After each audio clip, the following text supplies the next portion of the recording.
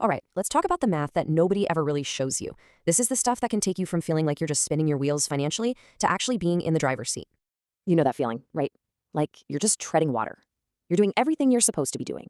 You've got a good job, you make a decent salary, you're not totally irresponsible with money, and yet it just never feels like you're actually getting ahead. I call this the parking lot feeling. You know the moment. You're sitting in your car right before you walk into work. You pull out your phone, check your banking app, and you just kind of have to take a breath. The number in there, it's fine. It's always fine. It's just never quite as big as you feel like it should be. To really get our heads around this, let's play out a little story. Imagine two coworkers. They start at the same company, same role, same exact salary. On day one, they are basically financial twins. Then the first fork in the road appears, a $5,000 raise. You do what seems totally normal. You upgrade your life a little bit. A nicer apartment, a more reliable car. But your coworker, they make a totally different call. They keep their old apartment, keep their old car, and invest every single dollar of that new money. And that one simple decision, it sends you both down two wildly different financial paths.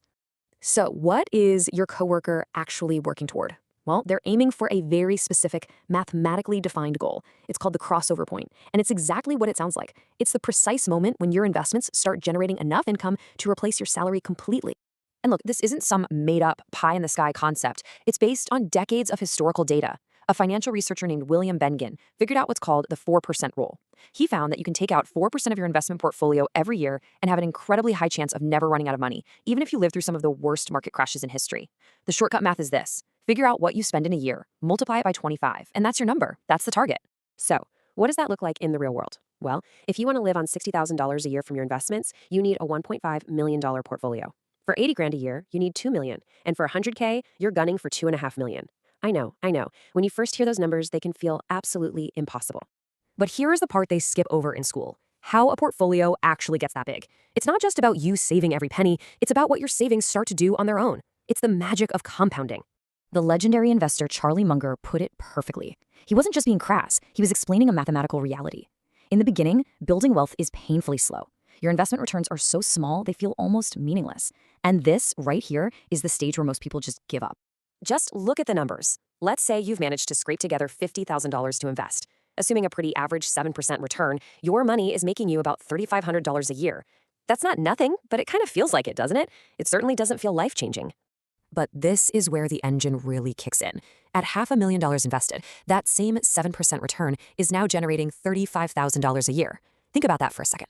That's more than a lot of people starting salary out of college, and it's being made while you sleep. Your money now has its own full-time job. This chart shows you exactly what they mean by the hockey stick of growth. Say you invest $1,000 a month. Look at year 20. You've personally put in $240,000, but your portfolio is worth over $500,000. At that point, the market has officially put in more work than you have. Now, flash forward to year 30. You've put in 360 grand, but you have $1.2 million. The growth is now happening so fast you could never keep up just by saving. So if compounding is this incredible force, why don't more people feel its effects? It's because we've all been trained to focus on the wrong number. The single most important factor for your financial future isn't how much money you make, it's the gap between what you earn and what you spend. It's all about your savings rate. So let's go back to that parking lot feeling. Here's a pretty realistic budget for someone earning a solid $78,000 a year. You've got rent, a car payment, student loans, groceries, all the other stuff. And after your 401k contribution, you're maybe left with about $390 a month to invest. And the thing is, you don't feel like you're living large. Every single one of these expenses feels perfectly reasonable. And what's the consequence of that perfectly reasonable life? At that savings rate, it would take you 43 years to reach the crossover point. 43 years! That's not a financial plan. To be blunt, that's a plan for dying at your desk. Now look at how dramatically the picture changes when you focus on your savings rate. If you save 10% of your income, it's going to take you about 51 years to reach financial independence, basically a full career. But bump that up to 25%, and you just chop the timeline down to 32 years. Get really aggressive and hit a 50% savings rate. Now you're talking about just 17 years. You could be totally free before you even hit 50. And here it is, the ultimate proof that your income is not the deciding factor. Take a surgeon earning $400,000 a year, but only saving 10% of it. They're still looking at a 50-plus year grind. Now compare that to a teacher who earns $55,000 but manages to save half of it. The teacher gets to the finish line in just 17 years. The surgeon earns 8 times more, but the teacher wins the race to freedom. It's all about the savings rate. Oh, and there's another little secret rule to this game. The system is set up to reward owners, not just earners. A married couple bringing in a combined $100,000 from their jobs, they're going to pay over 11 grand in federal income tax. But that same couple living on 100 grand generated from their long-term investments, their federal tax bill is zero. Zilch. The system heavily favors money that comes from owning things over money that comes from doing things. Okay, so understanding the math is one thing, but what can you actually do about it? Well, it really boils down to three fundamental levers you have complete control over. First, you have to start now. The penalty for waiting is just brutal. A 10-year delay can literally cost you over $700,000 in the long run, just because you missed out on the best compounding years. Second, save aggressively. You've got to aim for that 20-30% range to see real, meaningful progress.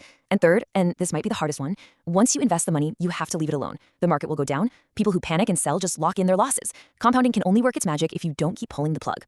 But we should really reframe the goal here. This isn't just about retiring and never working again. Hitting that crossover point is what some researchers call a control event. It's about gaining total agency over your own life. I mean, really think about it. What is your employer's true leverage over you? It's not your job title. It's not your performance review. The real leverage is the simple fact of whether you need next month's paycheck to pay next month's bills. The moment that's no longer true, the entire power dynamic flips. You can negotiate differently. You can take on risky, exciting projects. You can walk into any meeting with total confidence because your survival no longer depends on it. And that brings us right back to the beginning, back to you and your coworker. Sooner or later, your next raise is going to come. And the only question you really have to answer is, who does that money belong to? Does it belong to your lifestyle today, or does it belong to the person you want to be in 10 or 15 years? The choice is entirely yours.